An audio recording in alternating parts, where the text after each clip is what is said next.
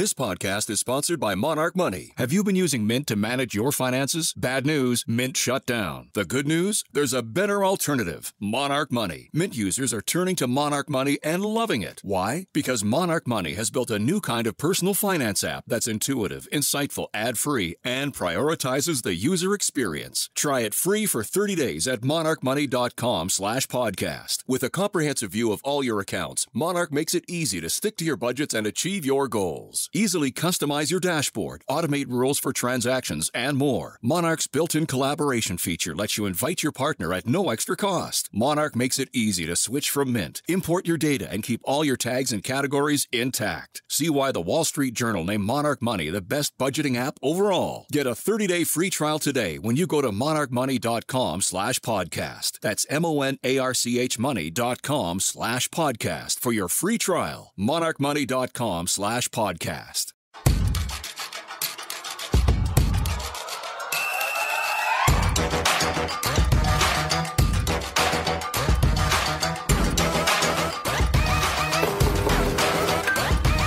Welcome to Feminist Buzzkills, the show that dubs this last year a 52-week abortion. I'm Liz Winstead, and I'm joined by my co-host, Moji Olivodale. Hello. Today we're looking back on the year after the Supreme Court decided abortion. We don't need no stinking abortion. Wow, that was some really a mashup of Blazing Saddles and abortion you never knew you needed. Good job, Moji. Thank you. I'm proud of you. But it's true. We are going to break down the year in oppression with abortion provider Amy Hagstrom Miller, founder and CEO of Whole Women's Health. She candidly shares the emotional toll that providing care, fearing jail time, closing clinics, and filing lawsuits has taken on her patients and staff. These laws have hit the South the hardest, and Allison Coffman from Amplify Georgia Collaborative is here to talk with us about the status of care in Georgia and the South and how their work coalition building is the path to reclaiming our rights. Plus, comedian and dope queen Phoebe Robinson gives us tips on practicing radical self-care during this time and how she uses her comedy platform to destigmatize reproductive care. So let's get to it. Let's first paint a quick picture of where we are since the Dobbs decision. 24 states have voted to ban abortion or have successfully banned it. To break that down, 14 states currently have a total ban or near total ban. 4 states have strict gestational bans, and 6 states are just waiting for courts to weigh in on their shit law. Now, 29 million women of reproductive age live in those states. Dozens of clinics have closed. 4 states have been restricting access to medication abortion, including by prohibiting the mailing of medications into their jurisdictions. And 3 states have enacted bounty hunting laws to hunt down people who are helping people access abortion. Holy shit. Holy shit. I know.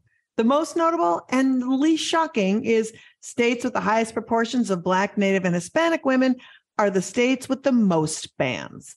You know, it's almost like centuries of disenfranchisement makes it easier to steamroll unpopular policies over people. Funny how that works. The thing we noticed play out leading up to and after Dobbs were 2 major types of motivators for the politicians and supporters of these bans. Both are deeply rooted in misogyny and racism, but each hoping for different outcomes. That's right. So before we laid out all the laws in the landscape, we wanted to lay out the 2 kinds of people, politicians and otherwise, who really were motivated to do this. The first is the Punisher. Now, the Punisher is the poster child of the cruelty is the point behavior. This asshole is a true believer in all things Jesus, who thinks women should be punished to the fullest extent of God's law or just die in childbirth because the Bible. With the Punisher, the cruelty is not only the point, it's the driving force in passing all of these shitty anti-abortion laws. And one of their motivations is deeply rooted in fanatical disregard of secular anything. They're there for the eternal salvation. They kind of feel like God's made the rules and we're just enforcing them. And to that end, they will hook up with any white supremacists if they're on board with punishing women and queer people. Right. And so these people are the ones that just you cannot rationalize with. They don't care. And their reaction from like the fallout of all these bans was none, because all they want to do is if you just disobey God's law, you're just going to hell. So it doesn't matter if you die in childbirth. If you're fucking before you're married, too bad, whore. Like that's literally their motivation, right? They really are. And even if you aren't fucking before you're married, they glorify people who die in childbirth, mothers who decide, like, I have 4 kids, but I'm not having this abortion, even though I'm dying. When you think of the Punisher, think of the normalization of people like the Duggars, right? These weird churches that used to be fringy, but they were really never fringy because they had jillions of people that belonged to them. And they are now taking space, and a lot of space, in school boards, city councils, and state legislatures. And we have to be careful for the Punishers, because nothing will stop them from being as oppressive as possible. The Punisher does not care if you die, because if you die, you sinned, and it was God's plan. Unlike the careerist, who is driven by money and power and doesn't want you dead because he still needs you to make him a sandwich. Mm-hmm. And the careerist, that's the second one. And they move purely on political expediency. They essentially looked at where the money was coming from, what they believed their base wanted, and they voted for whatever model legislation was placed on their desk by a donor. And they got caught off guard when things went the way they went. They would very easily pay for a mistress's abortion, will break any of their professed moral codes. And then if they're busted, they'll be forgiven because they publicly asked God for forgiveness. It's kind of that simple. Fundamentally, they were just too callous or too stupid to consider what would happen if abortion was actually banned. Exactly. Careerists also underestimated the power of the Punishers, right? They wrote them off as fringe, and by ignoring them, gave them all this power and control for the narrative. I mean, these careerists were garbage. They often didn't read, like you said, they didn't read the laws. They just signed it. They somehow thought that Roe wouldn't be overturned. So they fed off this abortion narrative. They're the ones who basically, when the dog caught the car with these abortion bans, they were like, oh, fuck. Am I still going to get money from the Chamber of Commerce and stuff like that? So then they started backpedaling on all of these laws, but not in a good way, in a sideways fucked up way. Like, hey, let's go in and at least create exceptions for the life of the mother so that people don't die on the table. But also, like, I don't think that they are having real repercussions yet, right? A lot of these laws that are deeply unpopular are just there because these politicians are in safe gerrymandered district. And so they just don't see the fallout. Oh, they won't experience the fallout, I think, but it doesn't matter. Because of their unholy alliance with the Punishers, they all just passed these shitty ass laws. And now we're living with the horrible fallout of what's going on in these states. We see people suffering and dying, right? We see these deeply unpopular positions, even in hard red states. It turns out most people want people to be able to access abortion, or at the very least, they don't want people suffering through miscarriages and unable to have the services that they need. Right. And this attempt to fix shit, like giving tax credits for fetuses and all that stuff. It's very transparent. And it's because abortion bans are deeply unpopular. And now they can't backtrack. And the Punishers don't give a fuck. They're like, abortion's bad. This is what should happen. It's God's will. Hopefully the earth will open up and fire will come out. And let's look what's happening with states where there are total bans. Maternal hospitals are shuttering. An Idaho hospital closed their labor and delivery ward, not even an abortion clinic, labor and delivery ward, because of the abortion ban. And therefore, pregnant residents have to drive 46 miles for care. And fleeing the Sophie's choice of criminal penalties or watching patients suffer, doctors are moving from hostile states and taking their knowledge and expertise with them. But do you blame them? No, not when felony is a penalty and like ridiculous fees. Yeah, 25 years to life in prison, $250,000 fines, loss of license. Doctors are scared to practice, and it's bad. It is. And even before Dobbs, half of U.S. counties had no OBGYN. It's only getting worse. And also, this is affecting pregnancy care for everyone, like that Idaho hospital that closed. That's not for abortion care per se, although generally they help with miscarriage management, genetic testing. But yet everyone is being hurt by this. Right. And we've seen lawsuits out of Texas where people are suing because they can't get the care.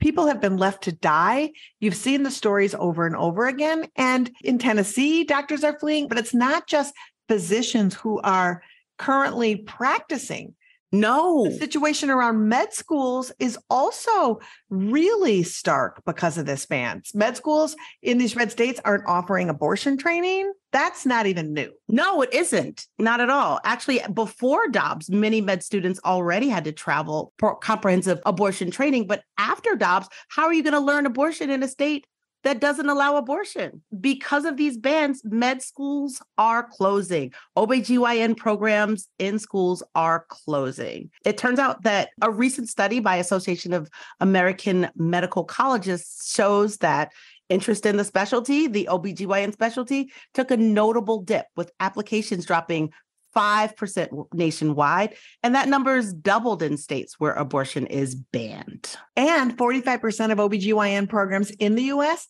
now operate under abortion bans. And not all of those students can travel to learn what they need to learn. And the scariest statistic of all is 76% of med students say they wouldn't apply to work or train in a state with abortion restrictions. So, as we said, this is a crisis. Yeah. And Moji, the icing on the shit cake of creating this like abortion fleeing thing are these wackadoodle anti-abortion doctors and a dentist who filed this crackpot lawsuit in Texas to try to ban the abortion pill from being disseminated to these very kinds of communities that need it so profoundly. Well, obviously, if you have commandeered the federal judiciary, then you can find crackpot judges to do whatever you want. And that's exactly what happened in this case. It's exactly a good example, too, of the careerists who were the bullshit people who are like, if Roe's overturned, it will just go back to the states and then there'll be states' laws. Well, that's not what happened. Mm-hmm. Roe got overturned. And the first thing that happened is these crackpot people tried to get a federal ban on the abortion pill because they know if the abortion pill is out there in the world, it will be the saving grace for these very states that have decimated access to abortion provision, no more doctors and med students from coming. And so now we're just faced with so much hellish reality. And as we do this podcast, we sit here and wait for that ruling to come down, which whatever they decide, it will definitely go to the Supreme Court. And then that will be the next fight that we move on to in year 2 without Roe. Liz, I'm praying that we are not having a 1-year anniversary of the time they ended the abortion pill episode next year. I do too, because I don't want to come back and talk to our next guest, who is actually one of the plaintiffs suing the FDA to protect the abortion pill, to find out that it has all been for naught.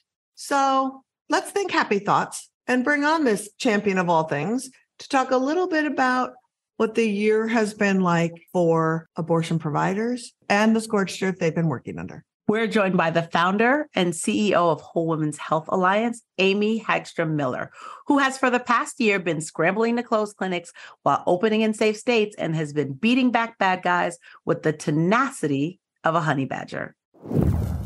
Hi, Amy. Hi. Hi, Liz.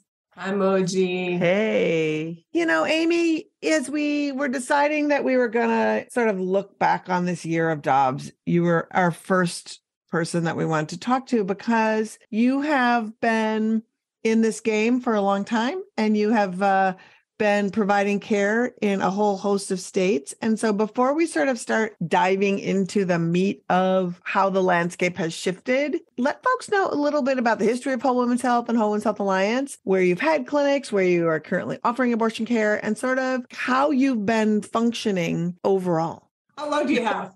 We got all day, baby.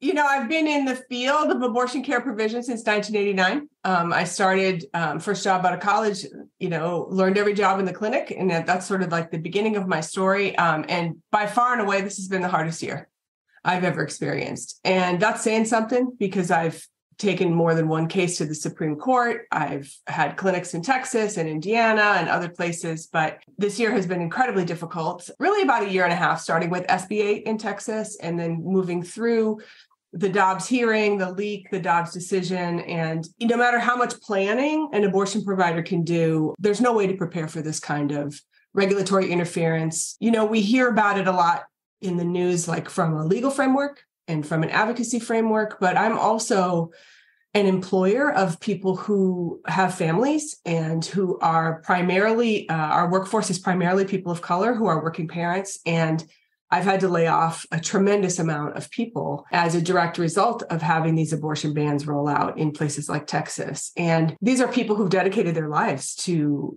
serving their communities. They're from their community. They've dedicated their lives to fabulous abortion care and had to lose their jobs for no reason other than these nonsense politics. And so I think some of the things that are kind of invisible to the public, what it means when you have to close a clinic, it's not like a media moment that just happens for a minute, right? I finally signed the paperwork to sell my Fort Worth clinic building last Friday, and I put it on the market 11 months ago, which means I was paying a mortgage without any income, where I had to have somebody come and check on the building, and we had people move into the property. We had fires there. We had the alarm set off. We had all of these things for us are ongoing, even though we had to stop providing abortions at 10 a.m. on June 24th. There hasn't been support financially from the field for, helping people with severance, helping people transition to new work. That part has been heartbreaking for me, that a lot of people just don't know how to respond to a huge percentage of our workforce in abortion care losing their work. Oftentimes people, want to move on to the next thing and let's open clinics over here. Let's figure out how to solve all these problems with abortion pills. Of course, I'm working on those things as well, but it really shows a lot about a field, how you help people when they are at their worst, right? When they lose their jobs and when clinics have to close. And so the wind down for us is moving equipment, storing patient charts, negotiating our ways out of leases, trying to sell buildings. We closed 4 clinics in Texas all at the same time. And now we're looking to have to close a clinic in Indiana. And our organization was doing that at the exact same time as we were keeping clinics in Haven states open. We've had an amazing run. I started Whole Woman's Health 20 years ago this year. What an anniversary year, right? Wow. And so, I'm delighted on some levels that we've been able to have a clinic this whole time in Minnesota, and we have 2 clinics in Virginia. We have a clinic in Maryland. Thank goodness for those places. And thank goodness that the voters there don't get redistricted out of their votes, and we're able to actually have the majority of people's feelings and beliefs represented by elected officials in those communities, such that we've been able to not only preserve access to safe abortion, but advance in some places like Minnesota. But it's been whiplash to have a group of staff and providers, both from Texas, Indiana, at the same time as we're working in New Mexico and Minnesota and Maryland and Virginia, right?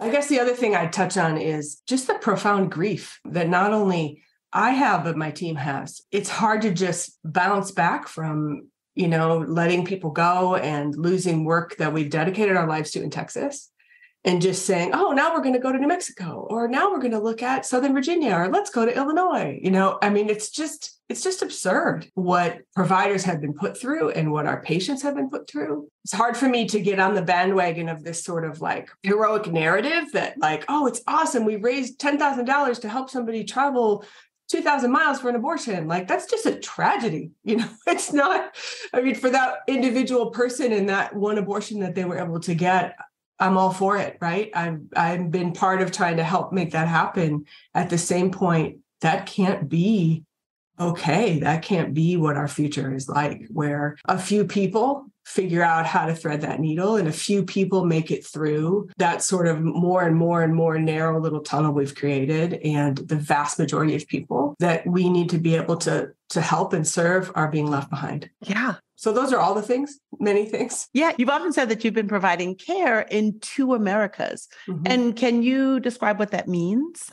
Sure. So I think now, after Roe's fallen, I think people see it more clearly, but we saw it at least a decade ago at Whole Woman's Health. I always say to people, the abortion is exactly the same, right? The procedure is the same. The consenting is the same. The hearts and minds of the people that we serve, they're holding similar narratives and similar feelings and beliefs. But the way people get an abortion in Minnesota or Maryland or Virginia, and the way people get an abortion in Texas or Mississippi or Louisiana, night and day, different. And it has absolutely nothing to do with the complexity of the medical services. It has everything to do with political interference and anti-abortion extremism. And so what people have to go through to access a safe abortion in Texas, and now they can't get one, but what they had to go through, took days and took miles and took all of these hurdles and hoops. Whereas, in some places you can make an appointment and on the same day you have a pregnancy test and you can be unpregnant the next day. That's what it's been like to operate clinics in what has felt like two different Americas, as we've seen abortion now banned completely in 13 states and restricted to 6 weeks or 12 weeks in a handful of other states. I think it's emerging even more starkly for people to see that your rights depend upon your zip code.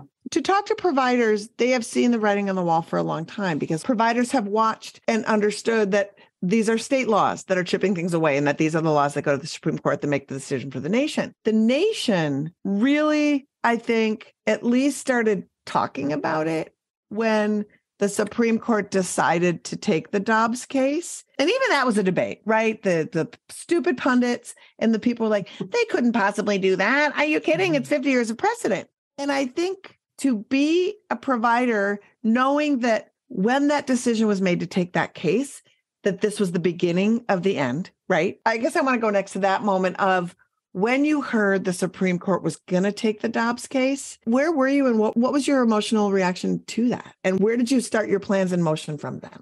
I'll say for me, I think the time that made me get my heart in my throat was when Kennedy resigned, where I was like, oh, crap, because our whole women's health case that made it to the Supreme Court in 2016, he was the person that it was my job to influence, right? It was our job at Whole Women's Health to really shift from this legal language to talk about the impact that these kinds of restrictions have on the people we serve and to move his heart and his mind. And we did that, right? And I knew when he resigned and the timing of it and all the things around it, I was like, uh-oh. And then it just felt like some backroom deal. And then from there, it just kept going. Then there was Gorsuch, and then there was the June medical decision, which we were all like, oh, what's happening? Which was basically like Whole Women's Health 2, it was all exactly the same stuff. But when they decided to take Dobbs, and then how they decided to take Dobbs, that they were willing to insert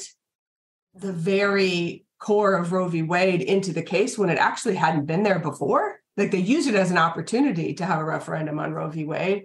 Of course, I was shocked and worried, but my husband and I have this saying from years and years and years of work in Texas is that you can be angry, but you can't be surprised, right? So I was angry, but I was like, oh, we've been dealing with what's happened now nationally at the state level in Texas for decades.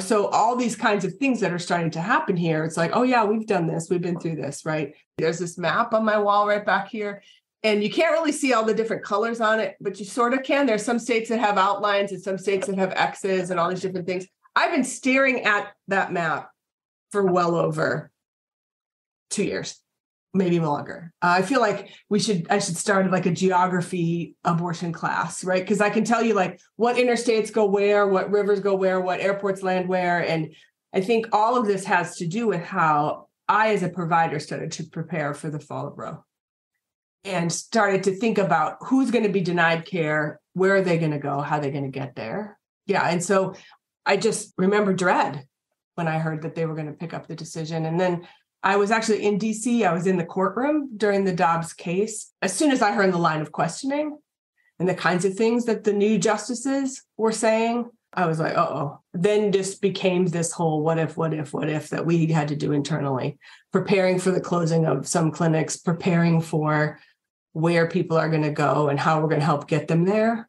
And then, what will happen in the places where people are going to and who's going to be able to travel, who isn't. I mean, I could go on and on, right? And these are kind of the, logistical sort of what if scenarios that we prepared for. I mean, I have like notebook on notebook on notebook and reams of paper. And how do you plan not only for caring for patients, but plan to give stability and comfort to a workforce that is also preparing for this and also trying to figure out how to do their work and how to answer their phones and how to care for their patients with this uncertainty. You know what's so amazing? If this was the banking industry and it was like, oh my God, banks may close. They may not close. We may close down a bank. We may not close a bank. We might be able to not give you money. I don't know if you're going to get your money. I don't know if all these bank employees are going to be able to have their jobs. People would be out of their fucking minds, right? And this is what the tumult of what is happening in the most important thing that's going to happen to a woman or a person who's pregnant in their life, deciding whether or not this abortion is going to be able to happen for you so you can continue with your life. And it's met with such outrage with absolutely no teeth to follow through to protect it. I feel like it's met with punditry more than outrage, truthfully, Yeah.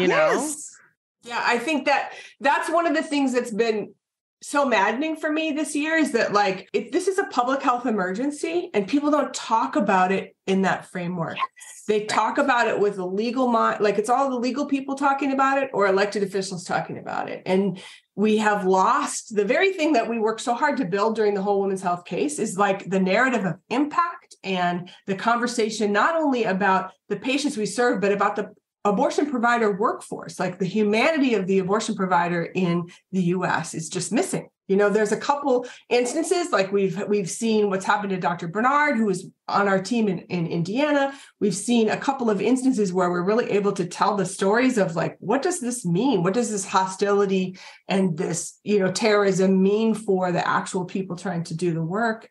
But that impact piece, I think, and the hearts and minds of the people who need abortions and the people who are trying to help them, I think has really been overshadowed by sort of legal pundits, On the federal level, in the past year and even before, there have been promises made by the Biden administration. And I think a lot of us are feeling frustrated that just not a lot has been done on this front. As someone who's been in meetings with Vice President Harris about working to protect abortion, what's your take on how the federal powers that be have handled this crisis? Yeah, that's been frustrating. I think that, it's been nice to have an administration that, is responsive publicly, that they don't sort of pretend abortion doesn't exist, but I don't think they've done what they could do. And I have been very vocal about that in the opportunities I've had to speak with them, just giving suggestions about what we providers could use, the kind of infrastructure support we could use, the kind of financial help we need in order to relocate to other communities. I do feel like there's been acknowledgement of who we are, that we exist, and that it's hard. And that's been authentic, but there hasn't been any productive solution making or actions taken for how to get us out of this predicament. It's not being approached as a human rights disaster, a public health disaster, because each individual person, as they keep their story silent, as our culture has tried to train people to, is having the loss of their human rights on an individual basis instead of on a humanity basis. And it's not talked about as we're rolling our society back. It's talked about as one woman's individual rights, even instead of as a human right or people's rights or families or communities. And I think that to me is just maddening. I think that's a part and parcel with the shame and stigma of abortion care in general, right? The idea that we don't talk about our abortion stories. And if the abortion story is I'm too poor, I'm too rural, I'm too whatever to get to where I can get the care, then that shame is yours, right? There's an implication that shame is yours for living somewhere rural, for not being wealthy, for not being white, right? Right. That's on you. And so therefore there is no impetus to talk about it. It's almost like I wouldn't want to. This is a private shame. And I guess I'm just going to have this pregnancy that I did not want. Moji, you're exactly right. This is it's like the Reagan influence of individualism, right? Exactly. And it's like the Christian right sort of decided to just describe abortion in that way and disconnect people. I mean, our power is in our connection, no question, right? And disconnected people from the through line that is the common experience of ending a pregnancy in this country. I mean, it's something that millions of people share. And I say people because every single person who had an abortion got pregnant by somebody else, right? Yes. I mean, I always say every abortion has a penis, but I sort of mean it. It's true, right? It's true. Yeah, no one ever got pregnant from a vibrator. No. And so if you think about the people who have benefited from access to safe abortion, it's far beyond this individual woman's rights kind of framework that is like outdated and irrelevant on some levels. And it's greatly affecting vast populations. Right. And so I think that piece is something that I've been thinking a lot about, and I've been trying to call, our fancy representatives when I get access to them. And also we independent providers in the American South and the Midwest, where the clinics have been closed, are self-funding our relocation to other communities, right? The last 3 Supreme Court plaintiffs of the biggest Supreme Court cases in REPRO, Whole Women's Health, June Medical, and Jackson Women's Health, have all self-funded ourselves to relocate our clinics to other communities. Right. That is a tragedy. It is a tragedy. I feel like the federal response in general has been disheartening. It's a good fundraising call, but we don't see the action behind that in a way that is substantive in places that access is being decimated. But it's also too, like, throughout the course of our conversation, Amy has laid out these touch points that are valued when other, even medical people, all of that, staff, relocation, all of this stuff, where there is funding to help businesses who are doing this work. Mm-hmm. And yet we still can't talk about it. People should be funding Amy and all of these folks. So since I know you, and in interest of disclosure, I'm on the board of Whole Women's Health Alliance, and what we are constantly talking about and what you come up with all the time are creative ways to provide care. Like, what are some of the ways that you're like thinking out loud, but also maybe want to push the envelope on tangible issues to open clinics, to remain open, to challenge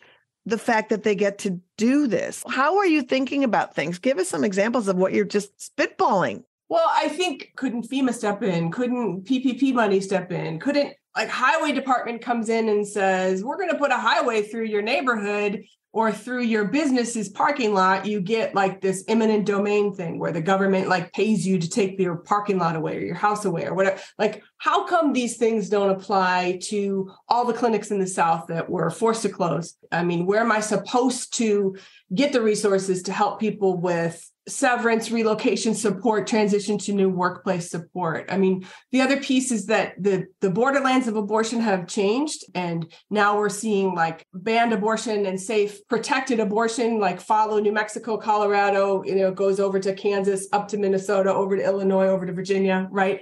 And so not only did we lose our clinics and our patients lose the place in their local community where they could be served by their community, the anti-abortion people also lost their sidewalks, right? And so they're spilling over the borders as well.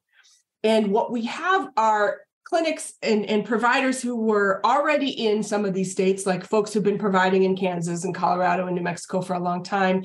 Then we have other clinic folk coming into those communities in order to meet the needs of the patients that are displaced, right? So one thing is, how can we all work together to deal with what is now the post-Roe reality of the care landscape, which we can't keep pretending is like it was before Roe fell, right? It's different now. Different folks are migrating for abortions. Different people are coming into the communities. I have to fly my Texas-based staff to New Mexico for them to see their own community. And they're seeing Texans in New Mexico from their same town that they came from, right? They're on the same flights. My clinic staff that I'm flying from Texas are on the same flights as the patients they're going to serve. They all land in Albuquerque. They're in the clinic together and they have the abortions. We provide them, the people receive them. Then they all take the same plane back. This is a new care reality. So one, how can we, those of us like Whole Women's Health, like Dr. Braid from San Antonio, like Diane Durzis from Jackson Women's Health, like Michael Rothrock and his team from June Medical, who are all going to these new places, how can our experience fighting these crazy people in these crazy states be of use in this new frontier? Not only the clinic services we provide, but our experience with litigation, our experience going to the Supreme Court, our experience with sanctuary city nut jobs. How can we collaborate with the providers and repro orgs that were already in those places? And both of our experiences can be mutually respected. Like, because my clinics were closed in Texas and I'm going to open over here, I'm going to go over here. I'm trying to still serve that same community. Mm-hmm. We were looking at this borderland community at one point in eastern New Mexico, and people in our movement were like, well, what are you going to do if they pass a sanctuary city ban, right? They're asking me and Andrea that question. We sued the state of Texas 12 times. We were like, fight it.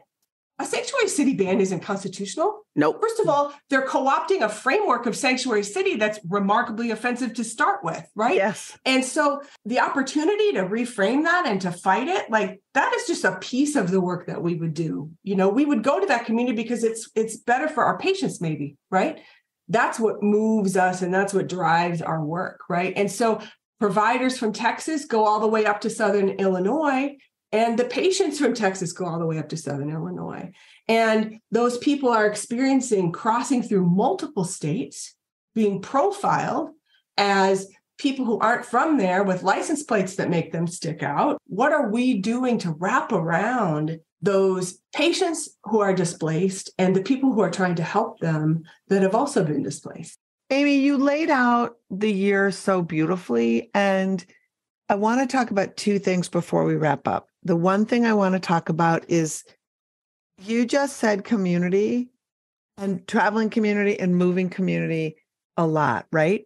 And in hearing you talk about your staff in Texas flying to New Mexico to treat the community, I want to just have folks understand how important fighting these laws are when you have a clinic in your community. Being someone who's had abortions, my catalyst for fighting for other people in my community was because of the abortion I had in my community. And so clinics as a rallying place and a gathering place and a community organizing space is also crucial. Can you talk a little bit about like this very important thing we don't talk about when a clinic leaves, how it's hard to build community to fight the laws?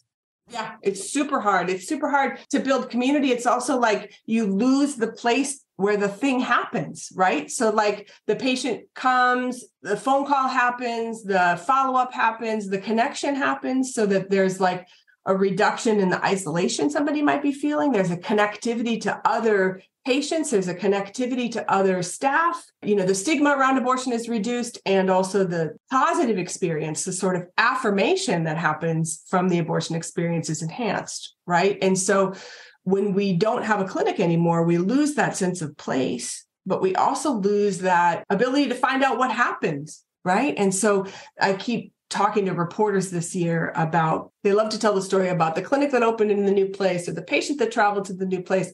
I keep telling them there's a story you're not telling because it's a lot harder to tell about the person who was denied the abortion they need and what's going to happen in their life and with their family and in their community, because it's harder to find them now, right? Like there's a lot of patients we talk to. I'm thinking of one specifically from Houston. We helped her raise all the money she needed to travel from Houston all the way to Albuquerque, which is 13 hours one way, round trip. And she had to cancel her appointment 3 different times because one time the car broke down, another time the baby was sick. And then finally she was like, forget it. It's easier for me to have a baby. That's heartbreaking. There are so many people whose lives are impacted like that are just, I feel like they're invisible. We do know that abortion is popular, right? As it's like right. We've been in this movement for a while as an organization, and we've been yelling like our chickens with our heads cut off and not being heard. Now people at least are like, oh shit, this is real. Wow, abortion access is a problem. We're finding politically it's more popular than any politicians. And some states, especially the ones you still operate in,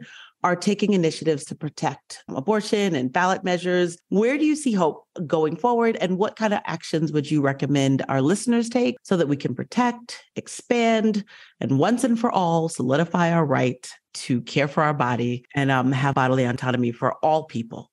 Yeah, I'm so glad you asked me this question because I was thinking about this earlier. The notion that abortion is more popular than ever, right? Like abortion is incredibly popular with everyone. In the US, Republicans, Democrats, everyone, and just trying to leverage that with our elected officials to be like, hey, you could maybe say something that isn't just reproductive autonomy or reproductive freedom. People don't call my clinic to say, I want to make an appointment for reproductive autonomy.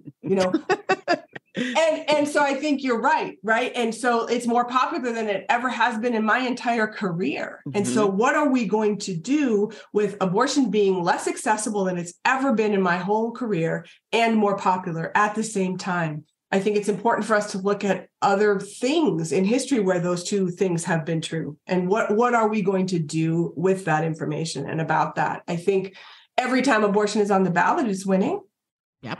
Here again, back to what we talked about earlier, I've known it on an individual level, how for so many people, abortion delivers them into their future. And it is about relief and hope. And it's amazing to see that recognized maybe more on a collective level. I think what we can do is talk about the value that access to abortion and that abortion has in our lives, the affirmative value of abortion. Similar to how we shifted marriage equality from a legal framework to a framework of love, to talk about, because of my abortion, I was able to X, right? Because, my girlfriend had an abortion in college, I am now able to do X, white guys, right? Like Everybody needs to talk about the positive role that abortion has in their lives. And even for those of us who've never had an abortion, to say, because I knew I always could have an abortion if I needed to, I was able to dream a future for myself equal to my husband or my boyfriend or my brother, right? Mm-hmm.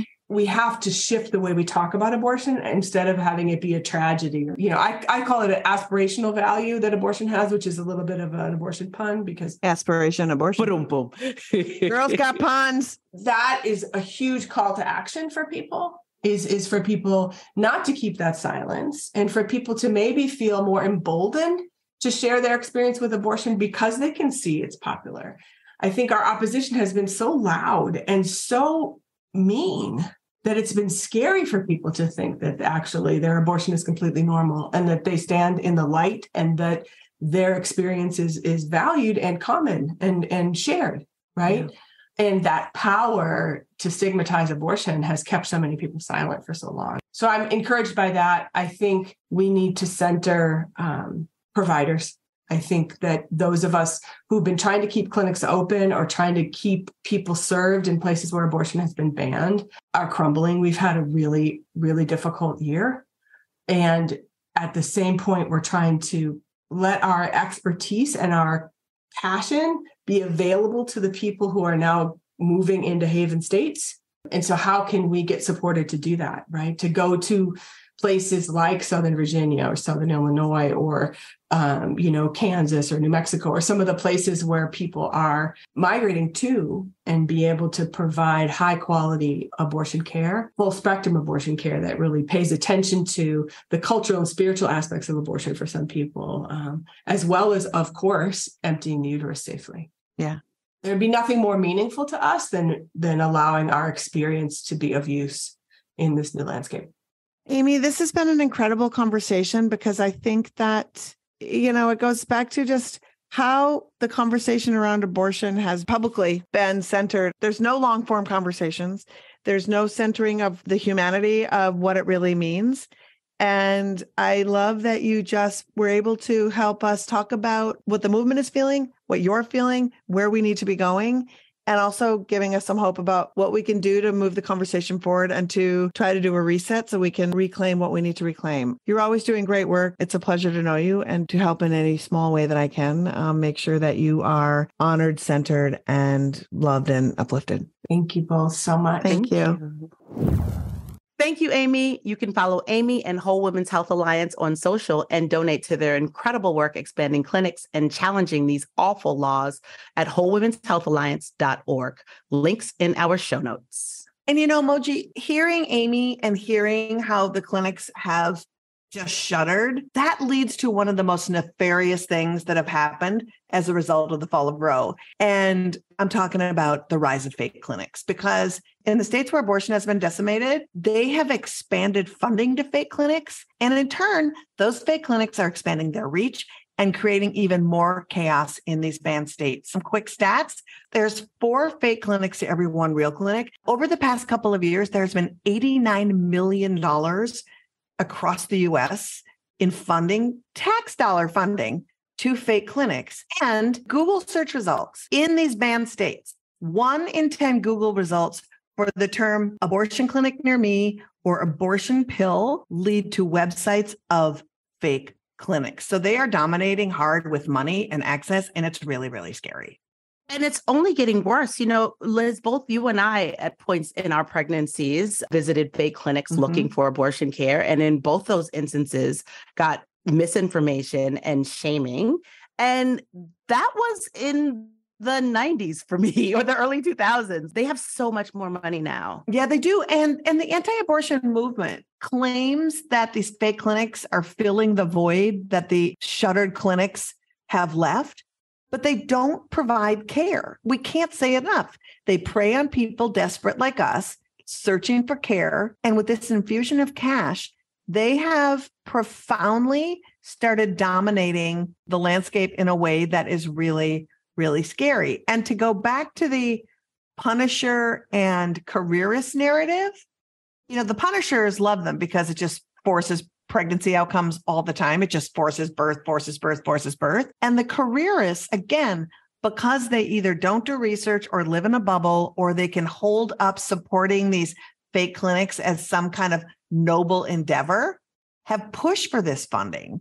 And if they would only listen to the fact that these people don't provide care, they maybe would have their mind changed. But because you don't have to listen to any other side, they only listen to the Knights of Columbus who provide the ultrasound machines and the Susan B. Anthony list and all of these people who are lobbyists for the unborn. When we say they don't provide care, we're saying they don't provide any health care. They don't provide, a lot of times they don't provide cancer screenings. They don't provide pap smears. They don't provide any sort of birth control. They just provide misinformation. And unfortunately, people often don't know the laws around abortion in their state until they're pregnant and they're trying to change that state. And with that Google search of 1 in 10 going right to a fake clinic, it's really hard to find out the facts and find real care. And they're growing so fast in some of these states. In Texas, they increased their funding by so much. And also what's crazy about this increasing the funding for these fake clinics is these laws that increase the funding specifically exclude places that would give real help to people who are in crisis. Yeah. And a lot of these take money from TANF, something that could provide help to someone who is in crisis, who needs support in maybe a birth. And they give that money to fake clinics. And just to be clear, if you're listening to this, they don't also provide any prenatal care. They might give you diapers. They provide no care. So if you're seeking abortion, they don't give you the tools to access abortion. If you're a person who is seeking to maybe carry your pregnancy to term, they don't provide care for you to do that. And if you're a person seeking help because you want to carry to term and want to raise your child, they don't provide services for that. And if you're wondering how the fuck is this legal? Well, the Supreme Court has said, they don't provide care, so they can literally dress up in doctor's costumes and use an ultrasound machine and say whatever bullshit they want about pregnancy and abortion because they're not actual medical providers. They're protected under the First Amendment. And you feel like you'd be safe in a place like California or Minnesota or New York. But California has an 11-to-2 ratio of fake clinics to real in rural California. And the fake clinics Liz and I went to are in Minnesota and New York. Yeah. Now, the good news is that states like Colorado and Minnesota have passed bills to actually have them be more transparent about what the services they provide. And in Minnesota, they are defunding any clinic that is calling itself a pregnancy resource center that does not provide the entire spectrum of care somebody might need during their pregnancy. So that is some good news that people are actually onto them and the defunding has stopped. But in the meantime, the anti-abortion community and fundraising and anti-abortion states are flooding these places with money. And it's a juggernaut that we really need to stop. But to continue with the better news, like what you said about the states that are fighting it, we have found in the good news post-op is that people who were pretty sure Roe was safe until about 11, 12 months ago are really starting to mobilize to protect and restore abortion access. And there's some really fun stuff we're seeing. In many states, there are ballot initiatives where activists are mobilizing and putting abortion on the ballot and basically trying to fight the gerrymandering through direct democracy. And it's working. Yes, it is. Even in deep red states, I'm repeating myself, abortion is a winning issue. It's more popular than any politician ever. Politicians are seeing that and running on that. It helped stop the bleed during the midterms of 2022. And progressive candidates, even in the coming elections, are really trying to run on and have run successfully on protecting abortion rights. But don't worry, the good news ends there for a hot minute, because with the success of the ballot initiatives, the anti-abortion movement quickly moved into gear to try to do some dirty tricks. One, starting their own trash-ass ballot initiatives, like in Colorado and Ohio, to like codify anti-abortion, which I don't really think is a thing. Which makes no sense. None. And they are also trying to move the threshold of a ballot initiative instead of just the popular majority to say you have to get 60% of the vote in order to pass a ballot initiative. Florida already has that. They're trying to put that in Ohio. They have it in Mississippi. And they're trying to tie anti-trans bills and all these woke bullshit bills to abortion bills so they can get these anti-abortion bills passed, because they can't pass anti-abortion bills on their own, because even in some states like Nebraska, they have said this shit ain't good. So we have to watch out for them all the time. One of my favorite dirty tricks is the administrator in Missouri who said, "Oh, this $51,000 bill is actually $51 million." Yeah, Just run with new facts. And that's a perfect segue into our next guest. Yep. We wanted to talk about the fake clinic rise and how activists in Georgia and the South are building coalitions to fight back. And we have an incredible guest. That's right. She's the executive director of Amplify Georgia Collaborative. Please welcome Allison Coffman.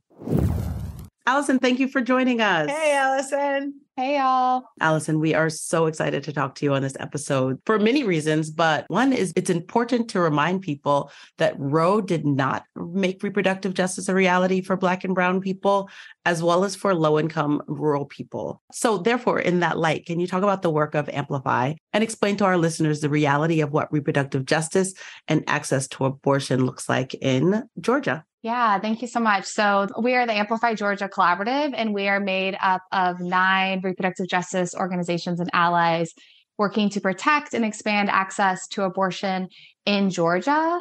And we do this through local and state campaigns that advance policy change, educate, shift culture, and build a wide base of support for abortion access. And I just really appreciate you starting with the note that Roe was not enough. It was not sufficient. It did not. We say Roe is the floor. Yeah, Roe is the floor.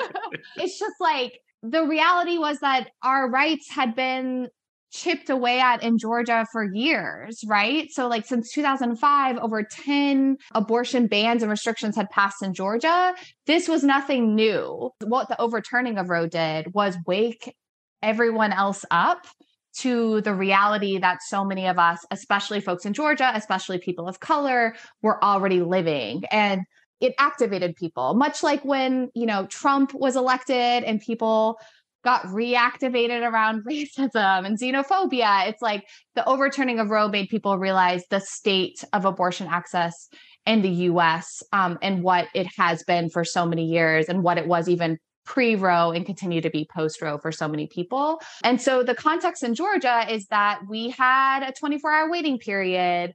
We had mandatory biased counseling. We have insurance bans. We don't have Medicaid expansion. We have limitations on who can provide abortions. And then the culmination was after the overturning of Roe, our 6-week abortion ban, HB 41, was allowed to go into effect. And that effectively bans all abortions following around 6 weeks when fetal cardiac activity is detected. And some people hear 6 weeks and they think, oh, well, you have 6 weeks to make a decision. No, not true. You have 6 weeks following your last menstrual cycle, which for many of us is 1 to 2 weeks. And you are hard pressed to get an appointment in that time if you know you're pregnant. So it's just created incredible barriers to folks accessing abortion care in Georgia. And unfortunately, the majority of states around Georgia have even more restrictive bans. So it's really created this abortion access desert in the South and forced those who are determined to get an abortion to travel extreme distances and incur a lot of costs. Before we expand on everything you just said, we're going to drill into. You kind of just laid out the whole convo, which I sort of love. And even having said that about Roe, we're asking everybody on this episode, do you remember where you were when you heard the Dobbs ruling? And how did you feel when you heard it? Yeah, I was actually getting coffee with a colleague who works at the Feminist Women's Health Center. And we were just catching up, like taking a moment. I think I was pushing my 1-year-old, and this is the first time that she got to meet him.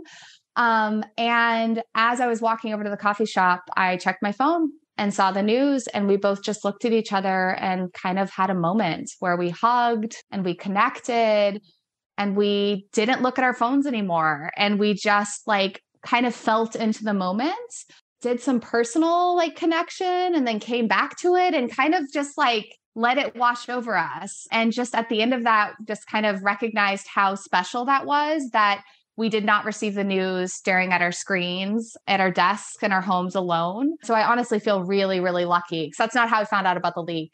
You know, it was like up late at night on my couch, and we're all like scrambling, you know, on Slack and Signal. And so it was honestly like, I feel like the best way I could have experienced that moment, even though it was incredibly tragic. Yeah, it was a dark day for all of us. It was. And then of course we got home and like we're on a bazillion calls and press conferences and all of that. And in Georgia, did the 6-week ban go into effect immediately, or was there like a wind down to it? No. So it was actually tied up at the Georgia Supreme Court. And so they decided to wait on their decision about constitutionality and, you know, whether it violated Georgia laws until after the decision on Roe. And so about a month after the Supreme Court issued their decision to allow it to go into effect, typically you have a week or some set of days to kind of allow clinics to adjust to the new laws. They issued it immediately.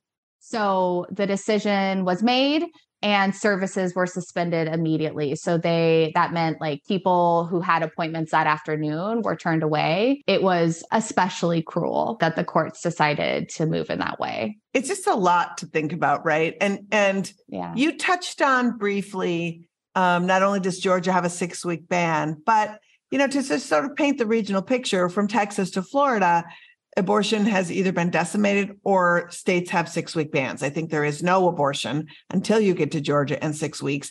And Florida is now going to be implementing in the fall their own 6-week ban if the Supreme Court of Florida says they'll uphold it. Right. So lay it out for folks, an overview of what it is for folks who are seeking abortion care in Georgia. What is that experience like for them? And then more broadly, for folks in the South in general. Yeah. So, I mean, I think first is many people still don't fully understand what our laws are. So people find out they're pregnant at some point in their pregnancy, usually in the first trimester, and then they're trying to access abortion care if it's unwanted. And they learn of our laws and they don't know what the 6-week means. Some people think it's a hard 6 weeks. So as long as I get there before 6 weeks, and don't realize it actually is dependent on that ultrasound. So we have a good friend and advocate who's also an ultrasound technician who shares how every single appointment, people are holding their breaths.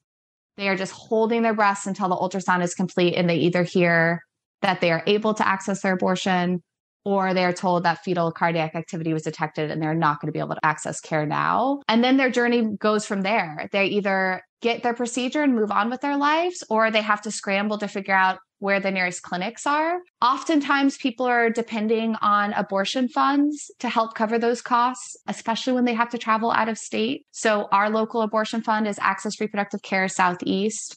And so they are usually the next stop for many people to figure out what their options are, to try to find appointments out of state.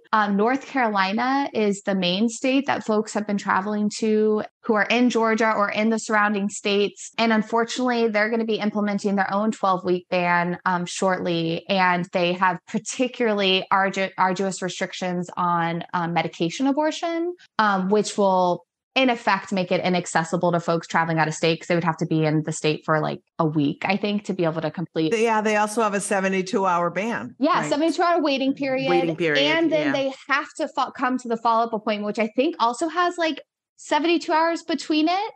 It has to be in person, I think. Yes, they do have it in person. So you can't just consult over the phone. That to me was like hit me hard. I used to live in North Carolina and work with the abortion fund there. And just knowing how many people were depending on that state for access and are going to have to now travel to other states who are already slammed, right? I think we often don't talk about just like how overburdened clinics are in access states. And the more and more states like South Carolina, North Carolina, and Florida that force clinics to shut their doors, the fewer and fewer clinics there are to try to meet the need that continues to be there. And that also means people are being booked out further and further, and the costs are going up because of that. So it just becomes this vicious cycle. And I think something that's like interesting is that the number of abortions being provided in Georgia has fallen by 50%. And I think we would maybe expect to see like an even more dramatic fall because, 50%, most abortions happen after 6 weeks. So like, how do those two things match? But it is because of that like broader context, we can assume, of those other states having complete bans and people still traveling to Georgia, trying to get here before that 6 weeks and hoping they can get an abortion without having to travel further outside of the South. Is there a 24-hour waiting period on top of the ban in Georgia? So it's virtual, like that can be over the phone, but it does mean that often people don't realize that and will travel and then have to wait 24 hours to then, be able to go to their first appointment. Well, I feel this so much. I live part of the time in Brooklyn and part of the time in Minnesota, and I'm on the board of an independent clinic in Minnesota. And 30% of the procedures since SB 8 in Minnesota are people who are from Texas. And it's because, the states on the way to get your care, if there are any, they're either booked to the gills or they just don't have it. And so people are traveling such incredible distances. That has been profound. I think that's one of the most profound things that happened since Dobbs is we talked theoretically for so long about the trigger bans and then watching 34 million, and I'm just going to say women because women is the statistic, but women that we know of, and then other people with uteruses immediately didn't live in a state where there was abortion access. 34 million. Yep. That's insane. And also, most of them didn't vote to lose their abortion access. Like you're saying, True. Most people were unaware that this was happening around them because they're busy living their lives. Exactly. Many are parents. Like, I don't have time to follow the latest policies. Just like, it's ridiculous. And like, for the people that have been pregnant out there, like, imagine all the travel and logistics and planning that you're trying to do as you're managing being in your first trimester. It's just which is the most complicated part of pregnancy. Like for me personally, that's when you're tired. That's when you're peeing every 5 minutes. That's when you're the most uncomfortable. Yeah, you're nauseous. It's just no. And that's when you get the least concessions because no one wants to give you your seat when you look like you're not pregnant. Exactly. The thing also is, if you are someone who is desperately seeking care, you're forced to tell people about your abortion. It's just taken out of your hands so profoundly. That's the part that I remind people how many times other people get to interfere in your journey. Yep. That shouldn't have to. Yep. And we now have tax breaks for pregnant people. It's like, now I'm going to tell my tax accountant that I am in my first trimester and it's just like, there's just so many ways in which it's just folks are being forced to disclose intimate health information. H&R block any privacy to people who literally have no business, no reason, or no rights to know this about you. Most of us don't disclose our first trimester pregnancies to anyone but the closest of family members. Exactly. But now apparently H&R block can also be involved. Allison, I wanted to ask you another question. This is our Dobbs Anniversary episode, and we just finished talking with abortion provider Amy Hagstrom Miller, and we talked about the importance of building community if we want to win. And your organization in particular started with the express goal of bringing together Georgia abortion providers, RJ orgs, and advocates to amplify the fight. So can you talk about why this model is crucial for expanding and protecting our reproductive rights? Yeah. I mean, I'm so deeply bought into collaborative models and cooperative spaces because I just feel like there's so much more work, right, to do than there are people to do it, than there are organizations to do it. Scarcity this like false sense of scarcity as part of white supremacy, right? And so it's important for us to create alternative models to approaching the work and to acknowledge that together, we really are going to be able to win in a way that like separately fighting for the crumbs of like donors and legislators, we wouldn't be able to move work forward. And also we talk about the importance of representation and intersectionality. One organization cannot meet all of those different perspectives, cannot bring all of the relevant people to the table in a way that bringing together different organizations and community groups and leaders can. So I really think it helps us to be more responsive to the actual needs, right, of Georgians that are so varied, so diverse, and different people approach this issues in so many different ways, in a way that I think Amplify working like independently wouldn't be able to do. And it also helps to like get legislators to take us more seriously. 70% of Georgians support abortion access, but I don't feel like legislators feel that. And so it's really important that we come together and we show our numbers and we flex to make sure that they know that we have the power, right, to compromise their jobs, to make things uncomfortable for them, even in a state like Georgia, where we still have like the trifecta of Republican control at the state level. They know their days are numbered, like they can gerrymander, they can do all the little creative things to try to hold on to power a little bit longer, but they do know that ultimately they're going to have to start being more responsive to our needs, especially when we are coming together under like shared goals and more of like a shared identity. Well, and I wanted to ask you about that because y'all are working your asses off with the Reproductive Freedom Act and you're canvassing and you're raising awareness around it. And of course, my brain is like, what's going on? There's a anti-abortion trifecta. They're pushing this super cool thing. It's obvious you're not pushing it because you know it to get it passed. Right. So explain to people, because I think people don't understand the importance of elevating something like the Each Woman Act or something that when you don't have the majority, why it's important to put out something into the world to get people to know about it. So it's not going to get passed this year, probably not next year. We are confident it's going to get passed eventually. But I feel like when you live in states in the South, states like Georgia, where you're constantly fighting against, we can forget the power of fighting for. And it is so important for us to determine what we want in the future and to put that vision out there, because if we don't, others will. And I think Kwajalein Jackson like talks about how like a fire is a good igniter, but it's hope that sustains the work. And I think an act like the Reproductive Freedom Act is that hope, right? It tells people what we want, what we need, and what we can ultimately achieve in Georgia if we do the work, if we mobilize, if we get the numbers. And so I do think people can think we're confused or naive. We've definitely had elected officials like pull us aside and say like, you realize like this isn't going to pass, right? Like, and we're like, yeah, like we get it. We don't have the numbers. Like the math is pretty simple. And like, no large, ambitious policy has ever passed in the first year, in the first 2 years, in the first 3 years. And so we're really working that long game and really focusing on community right now and building that support, having those conversations, because people are itching to get involved, to find a way to take action. And it really is on us to meet that need, right? And to create opportunities that aren't just show up and tell people why this ban is bad, but also show people what we want and how we can achieve it and how other states have done so. I just want to say, Allison, you said it so eloquently, but I also am like, right, spent decades chipping away at Roe, right? Yep. One stupid trigger ban at a time that was unconstitutional, that was illegal.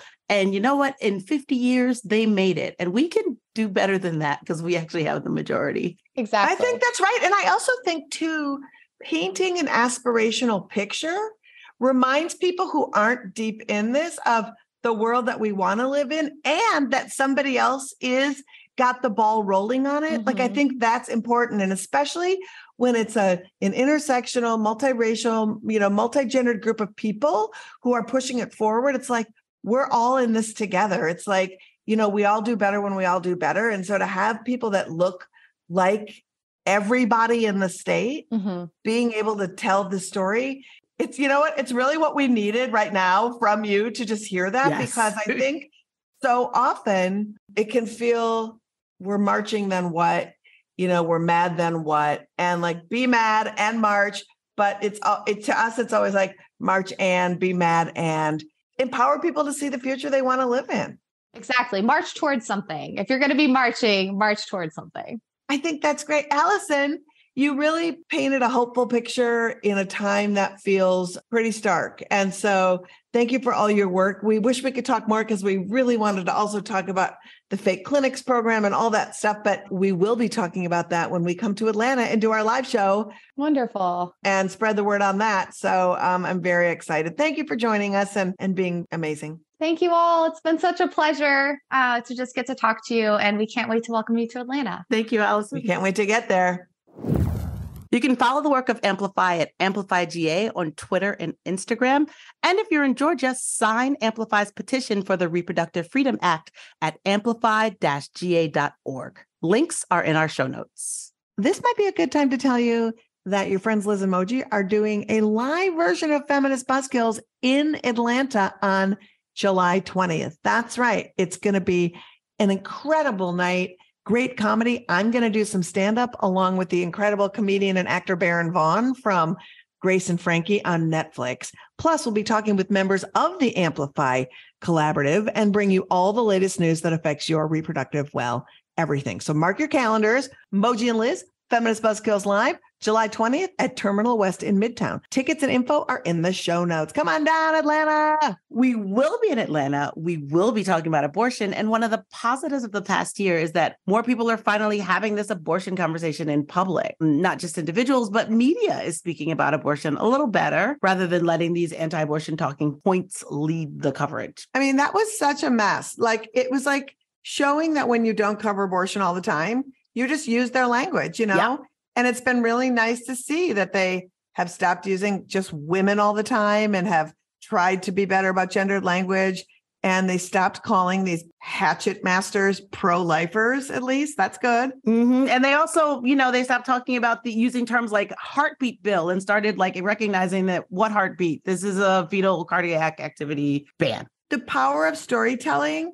I don't know, Moji, if people would have come forward this way had the crisis of Dobbs not happened, right? Because it was sort of like everybody who'd had abortions kind of freaked out and the popularity of abortion was revealed. The prevalence of abortion was revealed, right? I think that stories I heard, people were like, I didn't know my aunt had one. And it's like, well, now we're in crisis. Everybody wants to say, I understand this crisis. Right. And it wasn't just the activists telling their abortion stories. It was regular people coming forward publicly and telling their stories and breaking the cycle of shame with their stories. And like Amy was talking earlier, regular folks are always way ahead of the media. Mm-hmm. And regular folks, by telling those stories and coming forward, I think allowed the media to talk about abortion in the ways that activists have been begging them to for decades, right? And so that part I feel sad that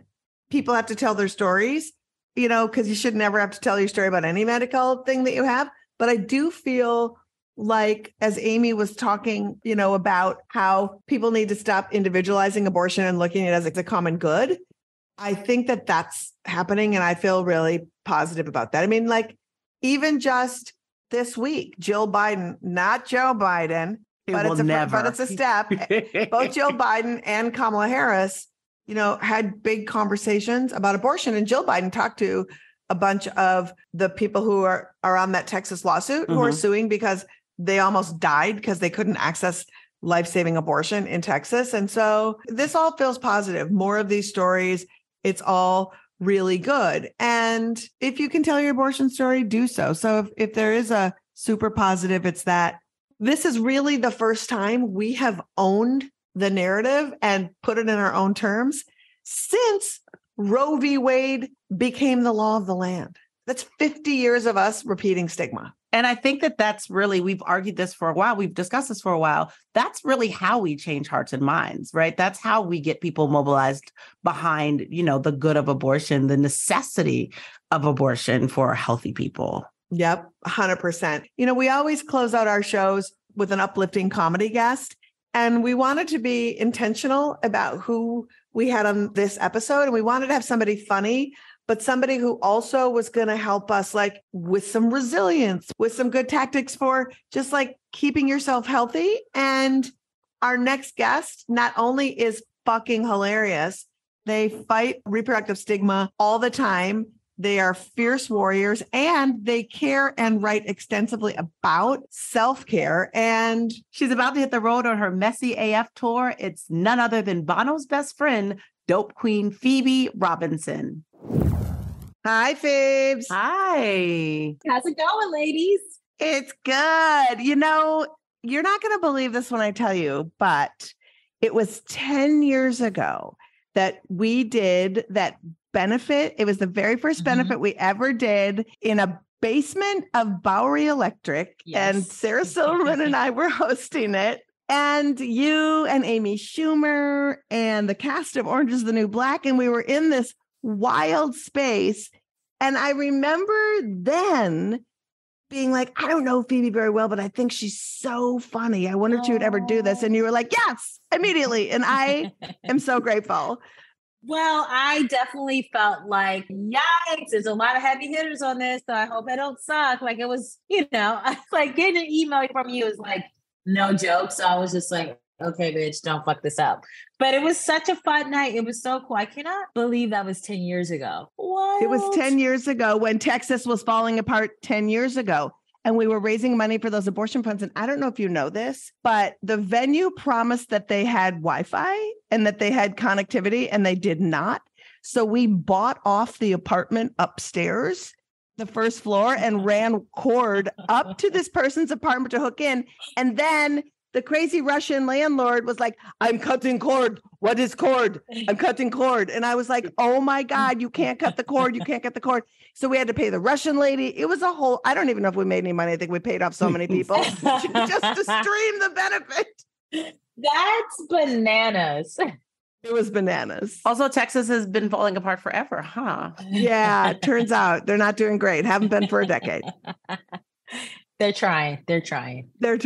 Well, I'm glad to like see you guys again. And, I know the world is like still a hot mess, more of a hot mess. I can't tell. Well, we asked you to be on this particular show specifically because we are focusing on the year since the overturning of Roe a year ago. And we wanted someone who was not only hilarious, but also someone who can give really good, solid advice on radical self-care as we are in a continued fight for our humanity. And because you wrote so brilliantly about it in your collection of essays, Please Don't Sit in My Bed and Your Outside Clothes, we wanted your wisdom to fill out the show. So can you remind folks why self-care is vital and give some of your self-care tips? Yeah. I mean, if you don't have self-care, man, you're not living. You're just surviving. And, I'm sure certain folks who are in positions of power just want people to be surviving, because if you're not taking care of yourself, if you're not finding the joy, just like you're stuck in the muck, it's hard to fight for your rights, to appreciate life, to get involved with your communities and other people. So I'm a big proponent of self-care as a reformed workaholic. I just, I think COVID kind of made everyone sort of look at their priorities and how they're living their lives. And like, maybe the way I was doing everything was kind of like not the best. And, I wrote about in my book, there was one point where I was writing a book and I was so stressed out because it was COVID. And it was like, well, what does this mean for, my production company and all these, I had projects that were up in the air where it was just like, I don't know when the money's coming or if it's ever going to come. And I was just so stressed out about everything. And I was at my desk and it was like early in the morning because I was working on my book and I was writing. I was so stressed out that I got up and I threw up in the trash can in my kitchen and then went back to my desk and like started writing again. And I was like, that is unhinged behavior, bitch. Like, what are you doing? But I think it's hard when you're feeling those moments of stress to prioritize yourself because it feels like, well, that's not productive or that's not doing the work. And it's like, well, yeah, we're not machines, so we don't have to work all the time. So for me, it was very important, like coming out of COVID, I was like, I need to have a hobby. I'm almost 40 and my life had just become. Wait a minute. You did not have a hobby? No, girl. No, I was everything. She was working. Everything was like stand up, writing books, acting, producing. I just turned everything without thinking about it. I was monetizing everything that I was doing. And I was just like, this is kind of ridiculous. I don't have anything that I just do for fun that is not tied to my career or to like self-betterment in that way. And so I started running and taking tennis lessons. And it's just been so freeing to just sort of do something with my body. I'm not trying to be an athlete. I'm not trying to, finish first in a 5K. It's just like celebrating the fact that I have a body and I can move. So that's my number one self-care thing is I try to be physically active 5 times a week. It doesn't matter what it is. I could do Pilates. I can go for a walk. I could run. I can lift weights, but it's just something where I just have to dedicate 30 minutes to myself where I'm shutting my brain off. I'm taking care of my body. Another thing that I really sort of prioritize is self-care. I'm very much a person where if I get stressed out, I just turn inward. So I won't reach out to friends or anything. So I just always make it a point of once a week, I either call a friend or I meet up with a friend. We go to brunch, we see a movie, we go to a museum, we just do something together. Just as a reminder to just get outside of myself and outside of my body. And I think it can, you always go oh, I don't want to burden anyone or they're always busy. And it's no, people want to see each other. So I just really try to do that. I try to sleep more than I was doing before. And I just try to be present. I'm very much an overthinker. And that can just make life not fun because you're just always thinking of 1,000 different ways you could have done this conversation or did this thing at work. And it's can you just have fun for once? Oh my goodness. Yeah. As you're going through this list, I'm realizing all the ways I'm not participating in self-care. Good God. I know. I just did a function with Loretta Ross, who is one of the mothers of the reproductive justice movement. And she's a riot. She's 70. I think she even said look, bitches, sometimes you just got to watch Twilight without looking at it through a feminist lens. Yep. Stop it. Just have a moment of just pure joy. Because the people who hate us, the one thing they do hate is joy. They're anathema to joy. They don't want you to have joy. So having joy is the best revenge. Yes. If you're constantly fighting all the time, you're fighting for reproductive rights, you're fighting for pay parity, you're constantly dealing with all these battles. When are you enjoying everything? What are you fighting for if you're not experiencing any joy or happiness? So it's I do all this stuff and then I'm going to watch Vanderpump Rules. I started at season 1. I'm now on season 4. Is it complete hot garbage? Yes, it is. But sometimes you need a little garbage to offset the seriousness that we're all facing every day. Exactly. So we're terrible at self-care over here. We try our best, but it's hard to fight oppression every day and find time because you have to realize that there's going to be oppression tomorrow. So take a break. But one of the questions we're asking everybody is Dobbs happened a year ago. Roe v. Wade fell, crumbled. And do you remember where you were and how you reacted when you heard the news? Yeah, I was on set of my now canceled TV show, Everything's Trash. And we're like, what the fuck? What the fuck? What the fuck? And the first episode of the season, my character takes Plan B because she's hooking up with a fuck buddy and his condom breaks. And they, for months, were really fighting us on why does she have to take Plan B? This makes her kind of slutty. I don't know if we need this, all these justifications for why it happens. And I'm sometimes a condom breaks. What have you? It's showing that a woman can take, control of her body and her choices and rectify a situation. I remember there was so much pushback on that. And I was like, this is the hill that I'm dying on. I'm very much why do they hate sluts so much? Yeah, I was just I've used Plan B in my life because of a broken condom. B, it doesn't make you slutty. C, if someone's a slut, their stories also deserve to be told as well.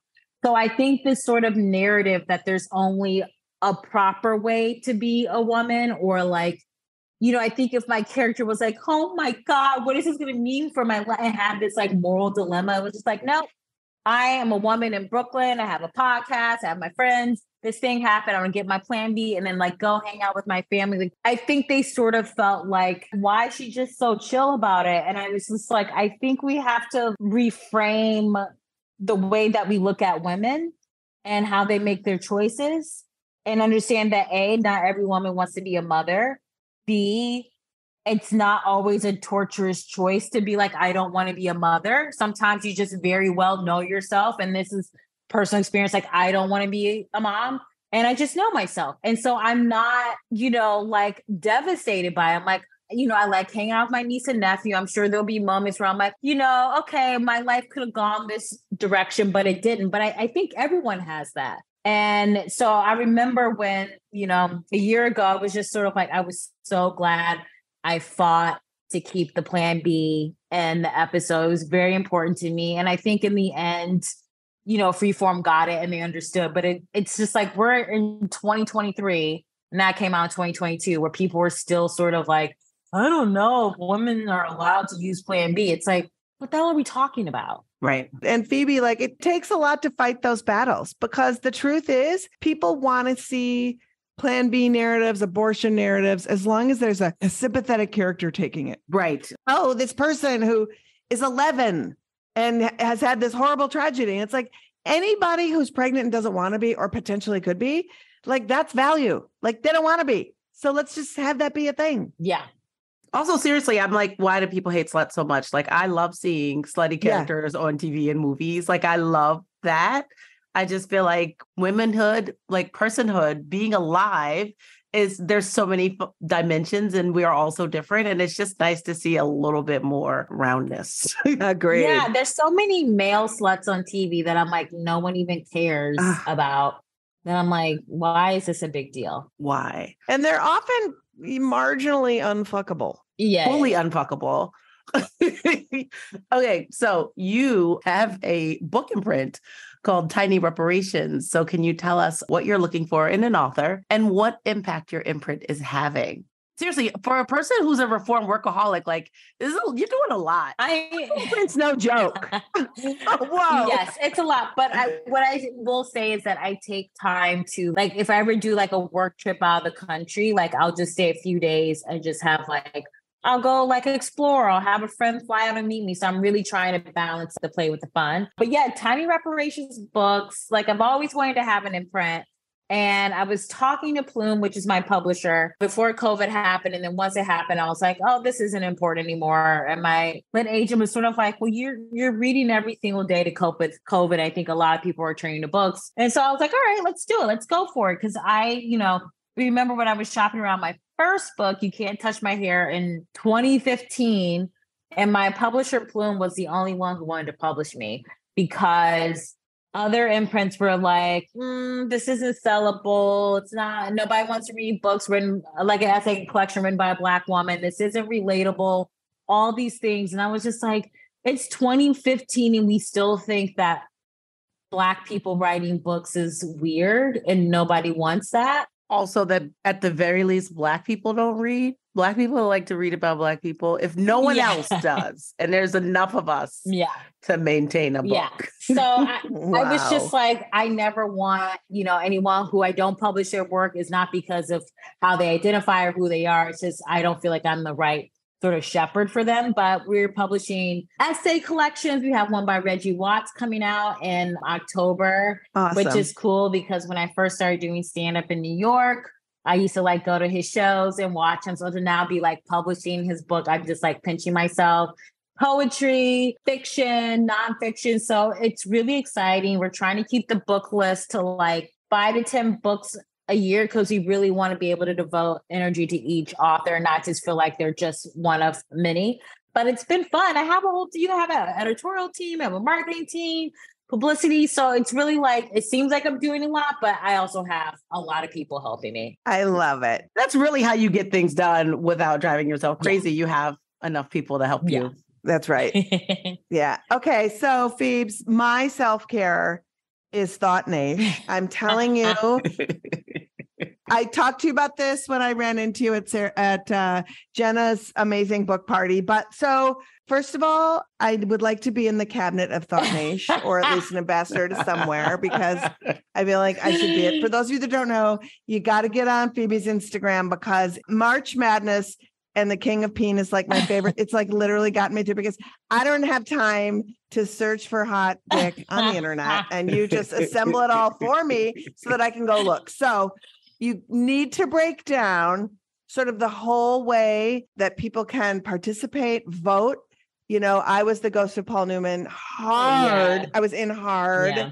I lost to a formidable winner. Yes. But talk to me about Thought Nation so that I can stop being an old lech lusting. No, I started Thought Nation because I just really love hot dudes and hot famous dudes and like writing about them. So I created this thing called Thirsty Thursday. For anyone listening who doesn't know, I post every Thursday a little like I wax poetic about a famous guy that I think is amazing. And so I got to do one for this week. And it's just, I just was kind of doing it like as fun. And I didn't really think people were going to catch on to it. But it's been like really nice. And so doing the March Madness of Peen was like so fun. I work with my social media team to like create the visuals and stuff. I kind of was like, I think Pedro's going to win because he just had so much momentum this year. Yeah. But it was like super fun. I really wanted the ghost of Paul Newman to go farther. No offense to Henry Cavill, but I'm like, he's no Paul Newman. You know what I mean? Like, come on. He is not. But I think it's just been like a fun way to just sort of like be silly, not take anything too intensely and just be like, let's laugh and be ignorant this Thursday morning. And then we can move about our days. And I think there's a lot of like, I don't know, I just want people to sort of like loosen up a little bit. And maybe I'm just projecting because I definitely have my therapist and my life coach at different times be like, I don't feel like you're having a lot of fun. I feel like you're doing a lot and you're working really hard, but I don't think you're having fun. And so I think it's just good to just have these things like Thought Nation where it's like, it's silly and it's funny and it's joyful and that's all it has to be and that's okay. And you are making deposits in people's spank banks around the world, and a grateful nation thanks you. So you are you're like Mackenzie Scott of literally just depositing beautiful thoughts of Peen. You're the Mackenzie Scott of Peen. I will take that honor. Okay, we just have one final question. What's with you and Bono? Like, what seriously, I like went on your IG and I was like, why is he all over her? He's bowing he's bowing to the feeds. Is that happening? I see it. Like, I want you to, what? Yeah, I've been a huge U2 fan probably since I was like 13 or whatever. I was listening to like a classic rock station. And I think I heard Pride and I was like, oh, this is different. Okay, let me check this out. So I went to my library and I just like, God, I feel so old. But I checked out like all these CDs. They don't even sell CDs anymore. Oh my God. Can't even buy them. But I checked out all these CDs, YouTube CDs, and I just like started listening to them and I just became so obsessed. I love like their messaging. I love their writing. Bono, I just was always like, he's so cute. And so we met at Bonnaroo in 2017. And I was kind of nervous. I was like, I don't know if I should meet him. It might be like a buzzkill, might not be great. But he was so wonderful. And sure, I think like around maybe like 6 months before that, I started doing some stuff with Red, which is his nonprofit that he runs with Bobby Schreiber. And so I met and I was like, oh, he's like so cool. And so I just like continued the relationship with Red and I'll see him at concerts or like hang out at like an after party. He's just so delightful. He sends me flowers on my birthday, which is like so nice and just makes me feel like such a, he's a rock star. Rock stars know how to make you feel special. And he's also does a lot of good. And I feel like I try to do a lot of good. And so I think we're just like-minded in that way. And so, yeah, he will from time to time, like what I posted on Instagram, do something nice, like sing me happy birthday and present a cake to me. And I was truly floored. I had no idea what was going to happen. I was like, is this my wedding? I think this... What's happening? That is so awesome. I have a little U2 story for you. When I was still living in Minneapolis in the 80s and they were touring on their first United States tour, they played in Minneapolis. I went to the show. Then I started there was this crappy airlines called People's Express, and they flew with me. I did not know, on the plane from Minneapolis to New York, because I was coming to New York to work. And I had this massive suitcase that I couldn't handle. And I was at the carousel, and the Edge carried my suitcase out to the curb to the super shuttle. It was very exciting. I was like, I can't believe this is happening to me. And this was in like 1983. That's amazing. So if you feel old, bitch, I'm super old. Yeah. That's amazing. I know. Isn't that funny? Phoebe, you're a delight. Will you come back and talk to us at some other point? I would love or just to. come and hang around with us and slay bad guys? Yes. You're fun. Let's do it. Okay. Let's do it. Thanks for being you and being awesome. Thank you for having me. You guys are fighting a good fight. Thank you so much. Thank you. Thank you. Follow Miss Phoebe on social at Dope Queen Phoebes, and check out Phoebe's dates for her Messier AF tour at phoeberobinson.com. And her book imprint is tinyreparations.com. Liz, that was such a great interview. So inspiring. And it was a great place to start talking about what can we do to fight all this stuff. Yeah, we kind of laid out a lot of scorched earth. So what can we do? Well, the good news is this podcast has been bore out of all of the activism that we do at Abortion Access Front. And I'm really proud, Moji, to say that as we laid out this episode and like the problems that were arising and the things that were emerging, Abortion Access Front has a programmatic place to help you plug in to all of these things that are happening, right? Like Operation Save Abortion. We started Operation Save Abortion because we knew the fall of Roe was coming. And we really wanted people to learn from experts in all the different aspects of abortion activism. And so you can go to operationsaveabortion.com. You can watch the series that we put out. You can do the workbook that goes with it. And then you can sort of get an understanding of what's out there.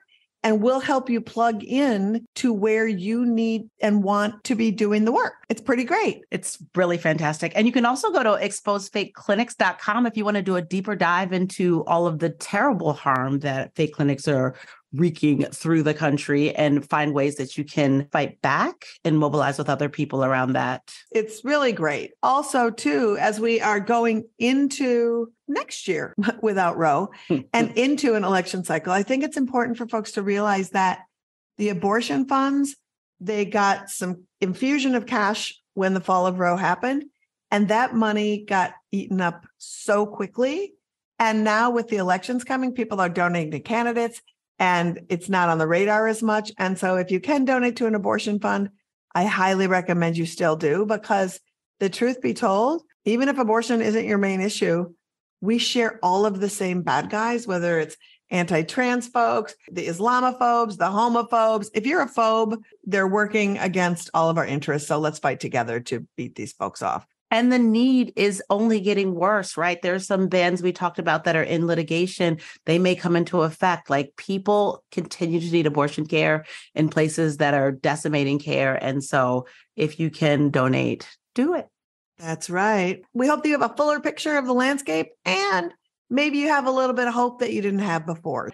Thanks so much for listening. We always appreciate having you. So like and subscribe our show, get us some love with a 5-star rating, stay connected on social media at Abortion Front, and let's make a difference together and have some fun doing it. I want to thank our guests, Amy Hagstrom Miller, Allison Coffman, and Phoebe Robinson, for taking this look back with us. And a reminder, all of the info to follow all of their work will be in our show notes. And if you're looking for abortion care and don't know where to turn, go to ineedana.com for the best, most up-to-the-minute resources on medication abortion, clinics near you, and how to get financial assistance for your procedure. And another reminder, people, we are going to be doing a live pod in Atlanta. It's going to be at Terminal West, July 20th at 8 p.m. Liz here with me is going to be doing some stand-up along with comedian Baron Vaughn from Grace and Frankie. And other members of the Amplify Georgia Collaborative will be there to talk about abortion access in Georgia. The ticket link is on our website. Get your tickets now. Also, you want to hear even more stories about what the year after Roe hath wrought? Well, mark your calendars for June 28th at 5 p.m. as abortion funds and support organizations on the front lines are having a powerful conversation about directly helping folks seeking abortion care during this horrible year. You can find the link to watch it in our show notes. And you could get info on our activist calendar at OperationSaveAbortion.com. Next week's guest, we continue the conversation with Kat Riley, Policy Director at the Colorado Organization for Latina Opportunity and Reproductive Rights, or COLOR, and from the new film At Your Cervix, director and producer, Imagine. Join our Patreon. You'll support great content and get cool FBK merch and experiences. All pledges support this pod and all of our activism at Abortion Access Front. Pledge at patreon.com/Feminist Buzzkills. FBK is edited by Remy DeTournay and is produced by Abortion Access Front. Thanks for listening. We hope we are giving you the knowledge and actions you need to fight with us. That's it for us, but we leave you with a steaming, flaming pile of whole ass celebrating the fall of Roe. Watch this. It's the morning of Roe v. Wade being overturned. I'm in my office and I hear this shout, cry, whimper, squeal all at once. And I came running to my wife's office to see what was wrong. And she's weeping mascara everywhere. And she says, "It's overturned." The cries and shout went from her office into the first service of Mark's Women Conference, where this place exploded. Tears and crying and shouting and losing our voices. And then we got on social media to see what the rest of the world was going to be celebrating with us, and it was silent. Feminist Buzzkills, the podcast from Abortion Access Front. New episodes drop Friday. Listen, subscribe, give us 5 stars.